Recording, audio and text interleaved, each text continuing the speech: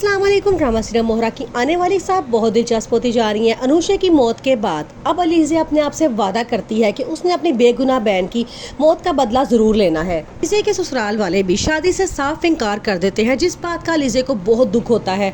उसकी मम्मा बहुत रोती हैं और कहती हैं काश अनुषा पैदा होते साथ ही मर जाती तो आज हमें ये दिन ना देखना पड़ता। लेकिन अलीज़े अपनी बहन की साइड लेती है और कहती है कि मामा उसका कोई कसूर नहीं था, उसके साथ धोखा हुआ था, उसने एक हलाल रिश्ता इख्तियार किया था, लेकिन सिर्फ इतनी गलती की थी कि हमें बीच में नहीं डाला।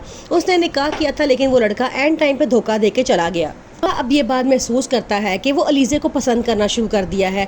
वो उसी जगह जाता है जहाँ अलीज़े बार बार आती है। वो वहाँ जाके पता करता है कि वो लड़की आज नहीं आई, तो आगे से वो बताती है कि वो 2 दिन पहले यहाँ पे आई थी और अपनी शादी का कार्ड देने आई थी, उसकी शादी हो गई है। जब हमजा को ये बात पता चलती है तो वो बहुत गमज़दा हो जाता है। वो घर जाता है, उसे बार बार अलीज़े याद आ रही होती है तो वो बहुत दुखी रहना शुरू हो जाता है।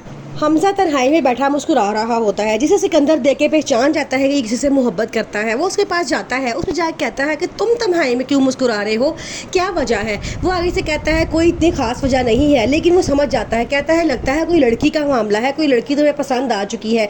लेकिन हमजा छुपा लेता है।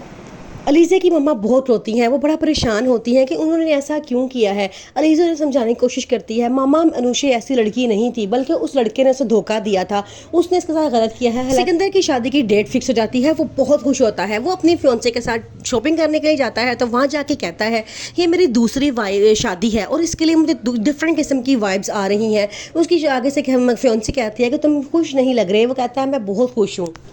फिर वो सिकंदर से ऐसा बदला लेगी जैसा उसकी बहन ने बदवा में कहा था कि सिकंदर को कभी सुकून नहीं मिलेगा। जिस तरह उसने मेरा सुकून बर्बाद किया है, मेरी ज़िंदगी बर्बाद की है, इसी तरह उसकी ज़िंदगी भी बर्बाद होगी।